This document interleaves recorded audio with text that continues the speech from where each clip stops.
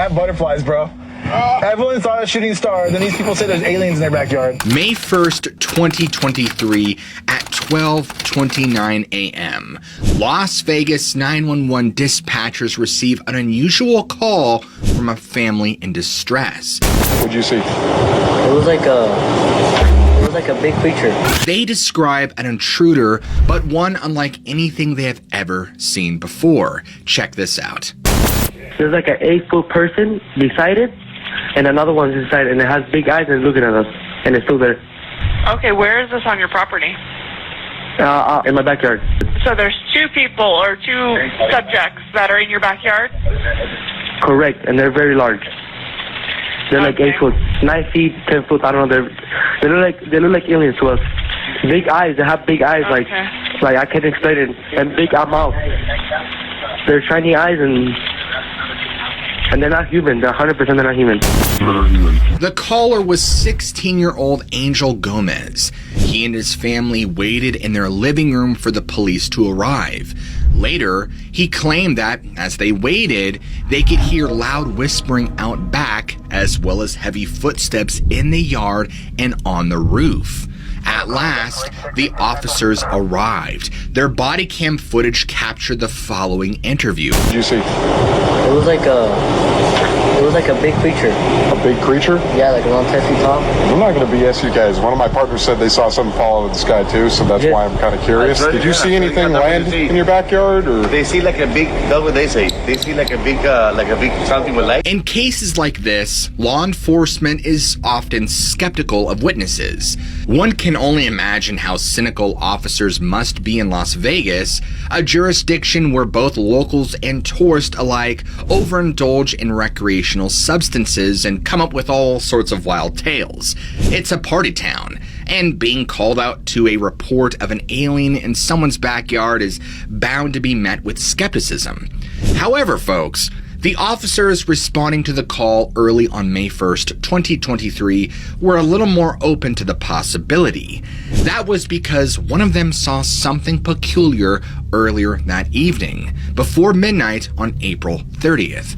What's more, another officer even caught it on their body cam footage. Around 11:50 p.m., about 40 minutes before Angel Gomez would call 911, officers from the Las Vegas Metropolitan Police Department spotted something large, luminous, and bluish-green descending to the earth. In the body cam footage, the object can be clearly seen on an angled path toward the ground. Both the officer and the individual he is speaking with react to the light pointing in its general direction.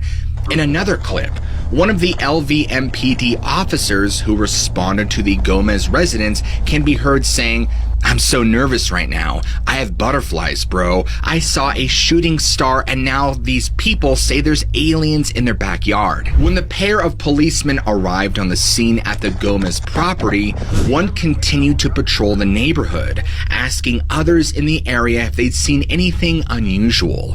no, like if you see any little, well, not little in this case. The other remained with the family to interview them. Upon meeting the Gomez's and hearing their story, the responding officer said, "I'm not going to BS you guys." One of my partners said they saw something fall out of the sky too, so that's why I'm kind of curious. He then asked, "Did you see anything land in your backyard?" Angel's father chimed in saying, "They see like a big," that's what they say, "they see like a big something with light." The officers then went into the backyard to investigate. To their surprise, they found what appeared to be a perfect circle drawn in the gravel. Discovering nothing else out of place, however, the officers left, but not before offering a bit of humorous advice. They said, "If those 9-foot beings come back, don't call us, all right? Deal with it yourself. I ain't dealing with that." After the police departed their property, the family returned to the house and began praying together. Now, according to Angel, their prayers were accompanied by a loud, human-like scream in the backyard. Since then, things seem to have remained quiet, with one odd exception. Journalist and ex-police officer Doug Papa interviewed the Gomez family shortly after their sighting. While Doug isn't himself a UFO believer, he nonetheless found the family to be trustworthy and their testimony credible. He also found that some neighbors had reported odd noises that same night, including a loud thud. This bang was also captured on a doorbell camera. When Doug followed up with the Gomez's for a second interview, he noticed something out of place. All around the backyard were video surveillance cameras, high-end models, in fact. He asked the family why they had installed them, and they told Doug that they had not. Now, according to Doug, the mother told me the police came out there and put up the cameras, supposedly to protect the family from people coming out to bother them about the UFO. But ladies and gentlemen, Doug was not satisfied with this answer. It seemed a little above and beyond the call of duty for local law enforcement. He said, "But I could tell you right now, cops don't come out and put up expensive video equipment up like that, and they certainly wouldn't for someone calling in a report about a UFO."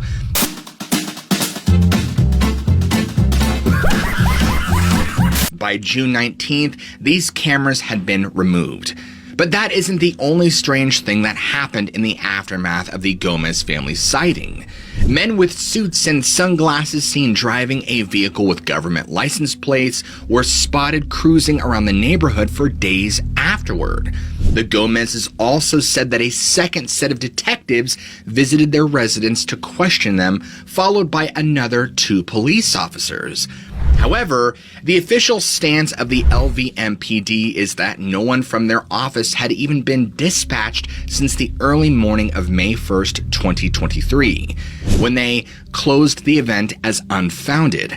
Now, between the installation of cameras and this second visit from mystery investigators, the implication seems to be that the sighting reported by the Gomez family has attracted the attention of authorities higher up the chain of command. Perhaps government officials hoping to monitor the UFO enigma and guard its close secrets. So, what do we make of the events that took place around midnight between April 30th and May 1st?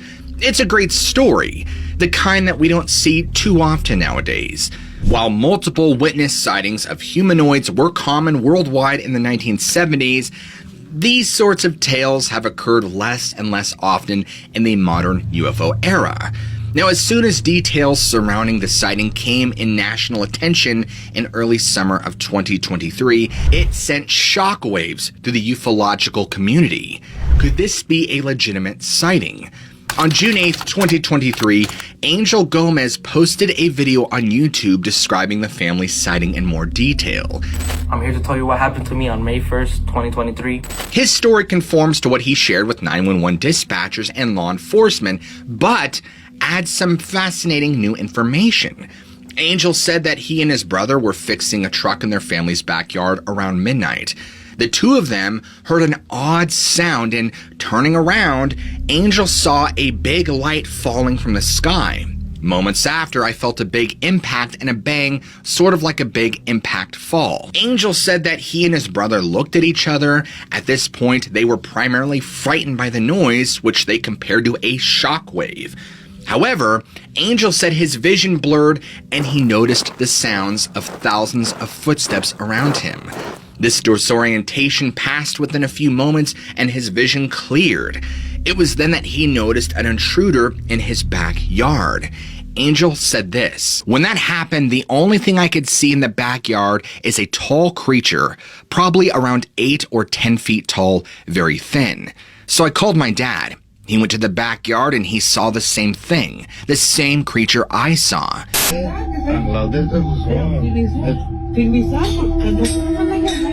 He told me to go inside the house. Me and my brother went to go pick up my tools. Then my brother calls me and he told me shakingly, 'Look behind the forklift.' So I look, keep in mind I'm facing the forklift, and then I see the alien. It was a tall, skinny, lengthy creature. He was a gray-greenish color, and when I looked at it in the eyes, my body just froze, like the same experience as having sleep paralysis. Keep in mind, I'm staring at him, and I look at his whole body, and he has weird-looking feet and a big face and eyes, and you could see a big mouth. and I could hear this loud, deep breathing, and I could see his stomach moving. He would just stare at me. Seconds later, I could start moving again. Once he was free of his momentary paralysis, Angel rushed into the house where he placed the phone call to 911. The rest plays out as already described. So, let's look at the details and try to sort out what we can to prove from what remains speculative. Firstly, there was something that fell to the earth that night. The officer's body camera footage from April 30th proves that, and is supported by testimony from both civilians and law enforcement. Officially, this was indeed an extraterrestrial object, if not in the way we want it to mean. According to the American Meteor Society, the light in the sky was an especially bright meteor, likely less than around 3 feet wide. University of Nevada, Las Vegas astrophysicist Jason Steffen agreed, while adding the usual casual dismissal so often seen among skeptics. He said this: "I doubt it was aliens. That's probably not what's going on. People see all sorts of things in their yards." The American Meteor Society received more than 20 reports of the supposed meteor on the morning of May 1st, 2023. They flooded in from hundreds of miles away, as far east as Vernal, Utah, and as far west as Cantil, California, and as far south as Lake Havasu City in Arizona. According to experts, since it has not been recovered, odds are that the meteor either disintegrated or, more likely, vanished into the ocean. So it seems at least possible that the glowing object seen in the body cam footage was a meteor.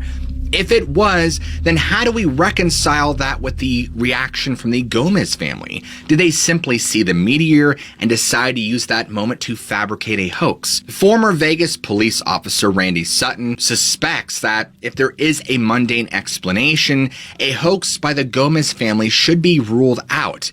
He told Inside Edition this: "The officers treated this as if it was a factual incident, which they actually should do. I thought the response was excellent. You could tell from the video I saw that these people were frightened. I know from my sources that they did not detect any deception at all. From the body language, I saw that whatever they saw was real to them." Could the Gomez family have simply mistaken some of their equipment for a massive alien and gotten spooked? Well, this seems unlikely. Add to this the bizarre details of the cameras and the follow-up investigations, and it seems like we might have a legitimate sightings on our hands. Now, that doesn't mean that all the information surrounding the Gomez sighting is accurate. Some have pointed out that the crop circle-like depression noted after the sighting actually appears in Google Earth images of the property as early as December 20th, 2022. This, in and of itself, doesn't necessarily indicate deception on the family's part, though. It could also mean that they simply hadn't noticed it, that there was an earlier visitation on the property, or that the images have been altered to hide the truth. You gotta take your pick on this one. Just because the Gomez family seems genuine doesn't mean that others aren't above hoaxing. After the story went nationwide, the Twitter account CBK News released a tweet reading, "Watch, actual alien footage from the Las Vegas landing. On-duty area Las Vegas police captured clear day footage of the flying UFO aircraft on their patrol car minutes before. The same officers also responded to scene where this gentleman recorded this footage." The grainy black and white clip shows what appeared to be a misproportioned, hairless humanoid crouching near a fence before turning its thick neck to look over its shoulder. While at first impressive, there are numerous issues with the footage. First and foremost, neither law enforcement nor the Gomez family claims to have recorded this footage. Second, the setting simply doesn't look like Las Vegas, nor does it match the family's property very well. Finally, and most damning, the footage actually first appeared on the TikTok visual effects account Owl Tree Stump, and was never originally connected to the events of April 30th to May 1st, 2023. In short, what appears to be a video of an alien is, well, nothing more than a well-crafted 3D animation using the software program Blender. Although many might be disappointed that the footage is not real, it should serve as a lesson to ufologists everywhere. As visual effects and artificial intelligence get more and more sophisticated, healthy skepticism will only become more and more necessary, especially when footage appears too good to be true. Instead, researchers should keep their attention focused on first-hand eyewitness accounts. These have continued pouring in steadily from Las Vegas in the months following the Gomez family incident. Now, on June 22nd, 2023, 2 beams of light appeared above the city, remaining visible for at least 20 minutes. The sighting was captured on video by witnesses on the ground and shared widely on social media. According to reports, the lights first appeared around 10:30 p.m. before disappearing by some time later. While they were visible, the lights resembled 2 interlocking white circular beams of light in the sky. But that isn't all, folks. In fact, the events of spring and summer 2023 are just the latest in a string of recent UFO sightings. Just 3 nights before the Gomez family alien story unfolded, newsrooms in Las Vegas were inundated with reports of strange lights in the sky above town. What is that thing? Area 51. While similar sightings in the past have been explained away as aviation training or parachute flares connected to nearby military installations like Creech Air Force Base or Nellis Air Force Base, what people saw on April 27, 2023 was not so easily dismissed. One observer named Bill actually caught images of the unexplained aerial phenomena seen that night, which he shared with Las Vegas news station KLAS. Bill explained that he was enjoying the night air in his backyard when he noticed something odd hovering somewhere above downtown and the Las Vegas Strip. Bill immediately started recording what he saw. He remained convinced that it was something out of the ordinary. Bill told Duncan Phoenix with KLAS, "I've seen tourist helicopters flying around the Strip before, but this was so much bigger and brighter. At the end there, it looks like a plane might be coming into land at the Harry Reid International Airport. It was weird. The lights hung out for about 5 minutes or so, and then they were gone." You don't have to look back much further to find another compelling sighting. On December 23rd, 2022, footage captured above Las Vegas's Sammy Davis Jr. Drive seemed to show a set of bright lights lingering in the clouds above the Sapphire Gentlemen's Club. Never seen anything like this. It's an interesting video because, at first, your eyes are drawn to these spotlights that the establishment is using for promotion. But as you watch, it becomes apparent that something else is just hovering above the club, entirely motionless. A series of red, yellow, and white smudges across the sky. Again, KLAS's Duncan Phoenix was on the case and corroborated these sightings with several other sources. Not only are there other eyewitnesses present in the video, but KLAS confirmed that a worker at a marijuana business nearby also noticed the lights in the sky. They apparently remained in place for over an hour before just blinking out of sight. As for what the footage shows, its authenticity lies in the eye of the beholder. Some folks simply think that the lights from the Las Vegas Strip were reflecting off the low clouds that had settled above the town that evening. A little more believable is the explanation offered by meteorologists from the National Weather Service, who suggest that the lights were actually a rare atmospheric phenomenon known as light pillars. You see, light pillars occur when thin, hexagonal pieces of ice drift through the air. When they travel this way, they move almost completely horizontally and allow light from below to reflect back down to Earth. Think of it as millions of tiny mirrors, shining any light they capture back down to its observers. It's an interesting possibility. But when taken in conjunction with how often UFOs are seen in the skies above and around Las Vegas, it seems reasonable to withhold judgment. And it's important to remember that many sightings are never reported and never get any serious treatment in the press. For every one UFO sighting that we know about, there could easily be 24 more that are never shared with the public, only ever discussed among family and friends, or never at all. Even before these more recent sightings, Nevada has enjoyed a long-standing association with the UFO phenomenon. The state is home to the ultra-secret, infamous military installation known as Area 51, which has been the source of countless rumors involving reverse engineering crashed flying saucers and even the study of alleged extraterrestrial specimens.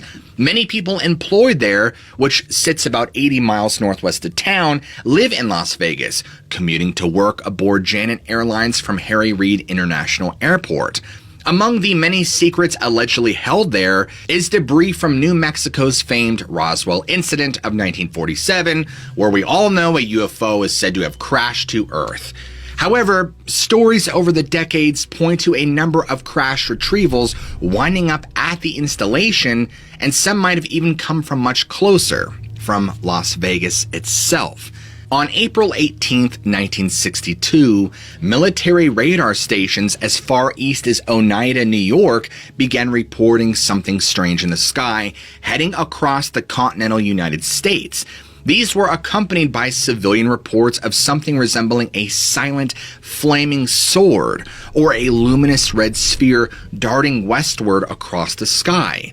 Witnesses shared stories from Colorado, Kansas, and Arizona. There was even a report that the object made landfall for a very short time in Eureka, Utah, where it interrupted electrical equipment before taking back off into the sky. Eventually, the sightings and radar returns prompted officials at Arizona's Luke Air Force Base to scramble their fighters. The object was then tracked all the way to Nevada. Observers on the ground in Reno confirmed that the UFO had abruptly changed its trajectory, heading in the direction of Las Vegas. The object's flight came to an end somewhere in the vicinity of Nellis Air Force Base, where it disappeared both from radar screens and the human eye after rumbling, booming like a crash of thunder, and exploding in a flash of light. On the ground, however, the story was just beginning. Law enforcement was so inundated with calls from eyewitnesses that they gathered a search party to look for the crash site in Clark County, Nevada. Nothing was found, nor did any local airports report any aircraft missing that night. As with the Gomez case over 60 years later, the incident was merely written off as just a meteor.